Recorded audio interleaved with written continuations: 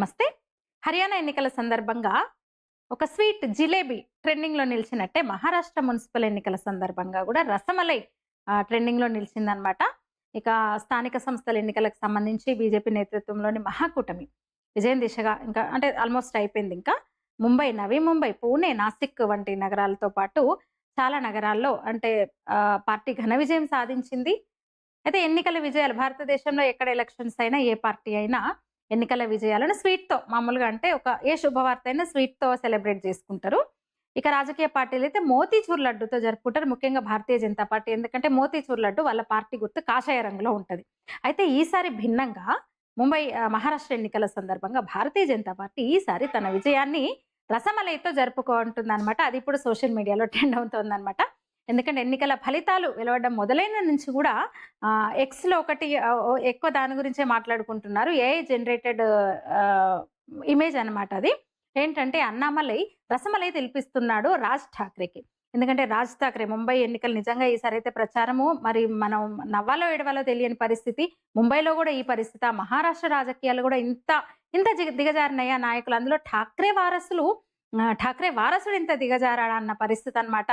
ఎందుకంటే అన్నామలైని తీవ్రంగా అవమానించారు ఆ పార్టీ. ఠాక్రేలు ముగ్గురు కూడా బాబాయ్, అబ్బాయి అట్లాగే ఉద్ధవ్ ఠాక్రే కూడా రసమలై అంటూ లుంగీ కట్టిన అతన్ని పుంగి బజాయించండి అంటూ దానికి ధీటుగానే అన్నామలై కూడా ఆన్సర్ ఇచ్చారు, కౌంటర్ ఇచ్చారు. ముంబై వస్తున్నాను ఏం చేస్తారో చూస్తా అన్నాడు. సరే వాళ్ళంతా ఒక హాట్‌గా నడిచిందనమాట. ఠాక్రేస్ వర్సెస్ అన్నామలై అన్నట్టుగా నడిచింది.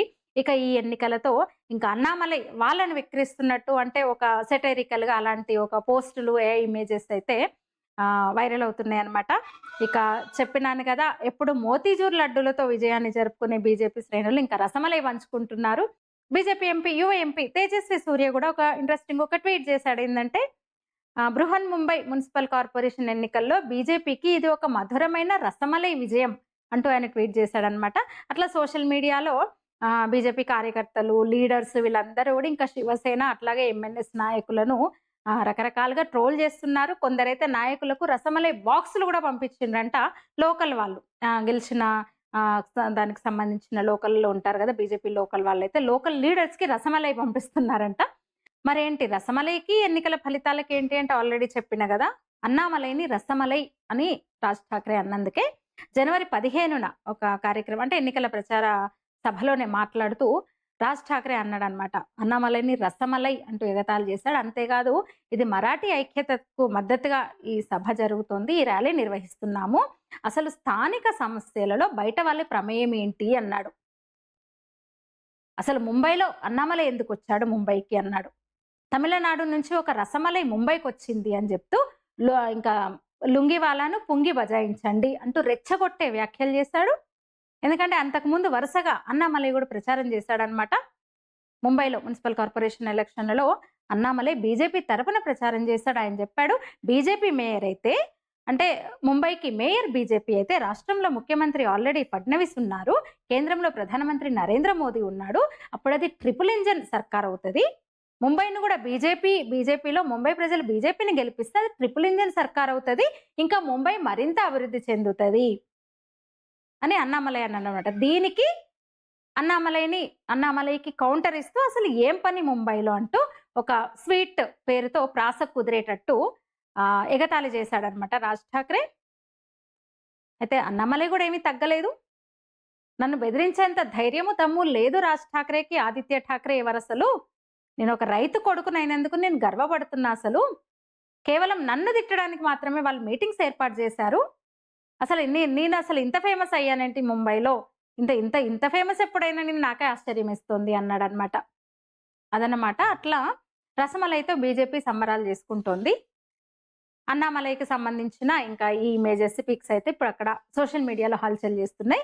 అయితే ఇంత రెచ్చగొట్టే వ్యాఖ్యలు చేసిన అన్నామలై దమ్మెంత, అన్నామలై ముంబై ఎట్లొస్తాడు, అన్నామలైకి ముంబైతో ఏం సంబంధము, లుంగివాలా పుంగి బజాయించాలని రెచ్చగొట్టిన ఎంఎన్ఎస్ అంటే రాజ్ ఠాక్రే పార్టీ ఎంఎన్ఎస్‌కి రాష్ట్ర వ్యాప్తంగా కేవలం 13 వార్డుల్లో మాత్రమే ఆ పార్టీ మొత్తం రాష్ట్ర వ్యాప్తంగా 13 వార్డుల్లో మాత్రమే గెలుపొందింది.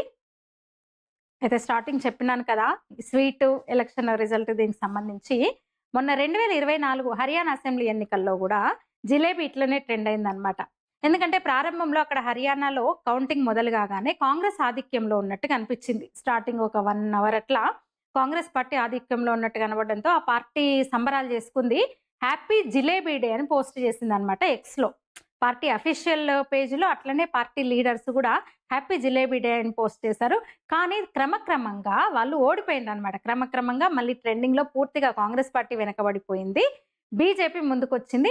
బీజేపీ కూడా తమ విజయాన్ని జిలేబీతో ఏమంటారు సెలబ్రేట్ చేసుకుందనమాట. అట్లా ఆ జిలేబీ తర్వాత మళ్ళీ ఇప్పుడు ముంబై ఎన్నికల సందర్భంగా రసమలై అట్లా ట్రెండింగ్‌లోకి వచ్చిందనమాట. అంతేకాదు అప్పుడు రాహుల్ గాంధీ తన ఎన్నికల ర్యాలీలో జిలేబీని ప్రస్తావించారు. అసలు విషయం ఏంటంటే రాహుల్ గాంధీ జిలేబీని ప్రస్తావించాడు. అందువల్ల అట్లా జిలేబీ ట్రెండింగ్ అయింది. ఇప్పుడు మళ్ళీ రసమలై. అన్నామలై వల్ల రసమలై అనమాట.